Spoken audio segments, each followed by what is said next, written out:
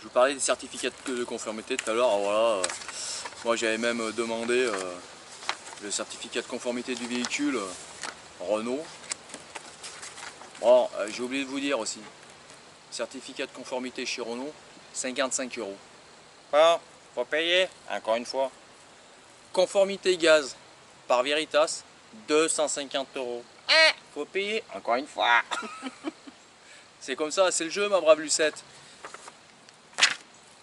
Ça, normalement, vous devez l'avoir. Il y a le barré rouge. Là, c'était un barré rouge. C'est un barré jaune. C'est le certificat de conformité du véhicule à présenter. Donc, moi, j'ai fait installer. Je ne l'ai pas installé moi-même. J'ai préféré le faire installer. C'est 2 embases pivotantes pour les sièges de devant. Pareil. Procurez-vous bien, par l'installateur, les certificats de conformité. Son attestation comme quoi il a fait l'installation en bonne et due forme et conforme, puisque par exemple moi sur la mienne côté conducteur, le lever du siège est fixe. Si j'enlève ce maintien de relevé du siège, l'homologation ne fonctionne plus sur l'embase pivotante. Vous allez me dire, une fois qu'on a validé, on peut l'enlever. Mais oui, pas de problème. Mais le seul petit souci dans tout ça, si on a un accident, on ne sait jamais. Alors là, les assurances, là je pense qu'elles diraient carte rouge. À vous de voir. Alors aussi, une chose importante qui n'est pas réellement dit dans la norme, mais qui est vraiment importante. Le jour de la présentation à la DREAL, les mines en fin de compte, pour valider et consolider cette homologation. C'est ça. C'est pas la consigne de sécurité en tant que telle, puisque c'est une obligation, on doit la trouver, elle doit être affichée dans le fourgon, dans un placard, peu importe, moi je vous montrerai où elle est, ou peut-être que vous l'avez vu tout à l'heure. Elle est affichée, on ne peut pas la rater. Mais le plus important dans tout ça, c'est qu'il doit y avoir la petite phrase en bas, conforme aux normes EN 1949, EN 721 et EN 1646-1. Ça, si... hop, hop, hop, une petite mouche qui vole là, par-ci, par-là. Ça, si vous ne le présentez pas avec cette petite phrase, ou faites-vous une plaque aussi, si vous pouvez vous faire une plaque et la fixer sur le fourgon. À côté de la plaque de votre numéro d'homologation. Ça, ça se trouve en fin de module RTI. Alors il est où mon module RTI? Où est la canette qui s'en va? Ah, il est là. Donc, à savoir, conforme aux normes, d'accord, mais sur le fourgon, il faudra faire une plaque. Cette plaque qui est en dernière page, où c'est marqué le nom du transformateur, bah, ça sera vous-même.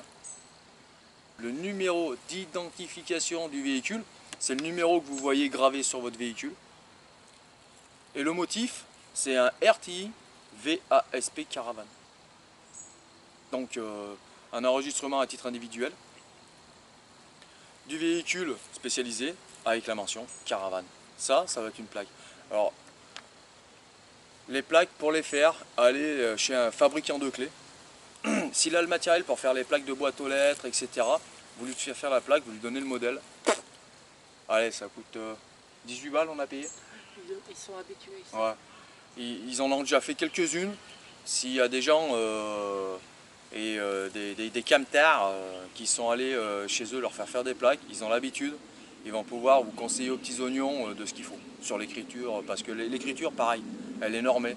Elle doit être pas en dessous de 6 mm selon mes souvenirs. Voilà, ça c'est des petits détails que moi qui a failli prendre pratiquement me faire galérer à la fin, parce que ces deux détails je les avais pas. J'ai dû faire en 4e vitesse des photos, envoyer des photos au service DREAL. Donc c'est ce que je vous disais au tout début. Il suffit qu'il y ait une virgule mal placée dans votre dossier et on rentre dans les échanges de mails et ça met un peu plus de stress à valider son fourgon. Mais vous inquiétez pas, hein, c'est finger quand même.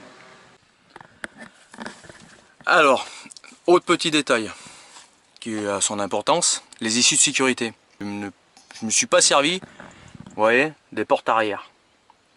Mon issue de sécurité, à savoir qu'il y a un minima aussi. Donc à vous de voir comment vous installez votre fourgon. Lisez bien la norme, regardez la dimension mini pour une évacuation de sécurité. Les meubles, ils doivent être de bord arrondi. Pareil, lisez bien la norme. Pas d'angle saillant. Donc un extincteur aussi, vous voyez. Voilà. Le petit extincteur. Les bords non saillants des meubles. Moi j'ai mis de la baguette. Voilà. Tous les angles doivent être arrondis. Après tout ce qui est meubles de transport. Bon là on vient d'arriver, on a enlevé le sac. Tous les meubles doivent être fixes pour transport. Rien ne doit s'ouvrir et sortir de son transport. Ouais, même le lit pliable ici. Bon là on est en station arrêt. Donc on prend quand on ouvre le lit pliable. Mais quand on roule, le lit pliable, il ne bouge pas, il ne peut pas avancer, etc. Là, petite astuce, moi j'ai acheté des coffres plastiques. Hop, velcro, ça marche tout seul. Facile à faire. Hop, et on ferme. Le coffre, pareil. Hein. Ça, ce genre de fermoir, c'est vraiment aux petits oignons, ça. Bon, sur ce module, la difficulté que vous pouvez avoir quand vous faites des modules comme ça, c'est quand vous faites vos plans de masse pour la répartition de votre charge du fourgon. C'est une partie qui est quand même assez importante quand vous passez à la dréale. Puisqu'il faut fournir un plan avec des axes par rapport à l'essieu avant et les axes des coffres, le poids que vous allez mettre dans le coffre, qui va déterminer la répartition des charges. Ça a l'air compliqué, mais moi j'ai fait un petit tableau Excel par rapport au modèle RTI. Je suis pas un as du calcul, j'y suis arrivé. Donc ne vous inquiétez pas, c'est finger.